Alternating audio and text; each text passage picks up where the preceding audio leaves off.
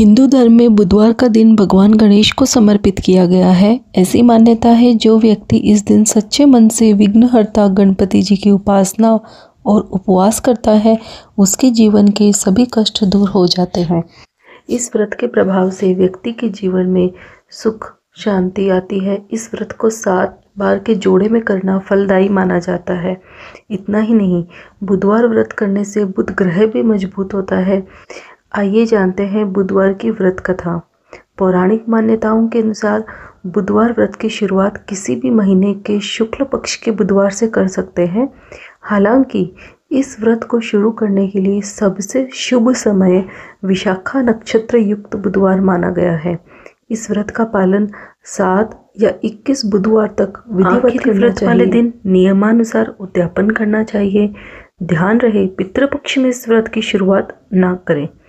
एक समय की बात है, समतापुर नगर में मधुसूदन नाम का एक व्यक्ति रहता था। उसका विवाह पास के ही नगर बलरामपुर की रहने वाली संगीता के साथ संपन्न हुआ। वह दिखने में सुंदर और सुशील थी। एक दिन मधुसूदन अपनी पत्नी को लाने के लिए ससुराल पहुंचा। वह उसी दिन अपनी पत्नी को विदा कराने की जिद पर अड़ा रहा, लेकिन उस दिन बुधवार था।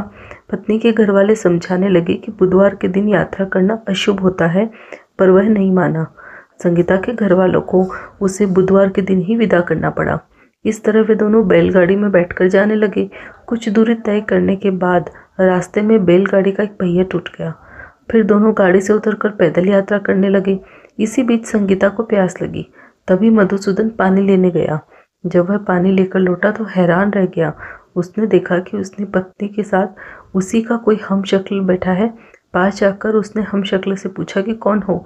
इस पर उस आदमी ने कहा कि उसका नाम मधुसूदन है और वह संगीता का पति है। इस पर मधुसूदन भड़क गया और बोला कि ये झूठ है, असली मधुसूदन तो मैं हूँ। मैं संगीता के लिए पानी लेने गया था। इस पर हमशक्ल ने कहा कि वह तो पानी लाकर संगीता को पिला भी दिया। अब इनमें संगीता के असली पति होने को लेकर झगड़ा होने लगा। तभी उस नगर के राजा का एक सिपाही वहां पहुंचा। उन्होंने संगीता से पूछा कि उसका असली पति कौन है, लेकिन वह खुद ही दुविधा में थी। इस पर संगीता ने कोई जवाब नहीं दिया। फिर सिपाहियों ने उनको राजा के दरबार में पेश किया। पूरी कहानी सुनने के बाद राजा ने दोनों को जेल में डाल दिया। घबराया हुआ मधुसूदन इसके बाद बुद्ध देव को याद कर उनसे क्षमा मांगने लगा। इसके बाद वहां आकाशवाणी हुई कि मधुसूदन, तुमने संगीता के घर वालों की बात नहीं मानी और बुधवार को यात्रा करी। तुम्हारे इस बर्ताव की वजह से भगवान काफ़ी नाराज है। उन्होंने ही ऐसी दुविधा पैदा करी है। तब मधुसूदन ने नम्र आवाज में कहा, हे महाराज, उससे बड़ी गलती हो गई। वह आज के बाद कभी भी बुधवार को यात्रा नहीं करेगा और हमेशा बुधवार के दिन व्रत भी रखेगा। क्षमा मांगने पर बुद्ध देव का क्रोध शांत हो गया। भगवान ने फिर मधुसूदन को क्षमा कर दिया। राजा के दरबार में मौजूद उसका हमशक्ल भी गायब हो गया। बुद्ध देव की कृपा से राजा ने फिर मधुसूदन और संगीता को विवाह किया। राजमहल से जैसे ही आगे बढ़े, रास्ते में बैलगाड़ी भी सही सलामत मिल गई। दोनों एक साथ खुशी खुशी अपने नगर लौट आए। इसके बाद से वे हर बुधवार को व्रत रखने लगे।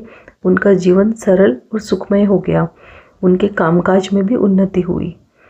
भगवान बुद्ध व गणेश की कृपा आप सब पर बनी रहे। ओम गं गणपतये नमः।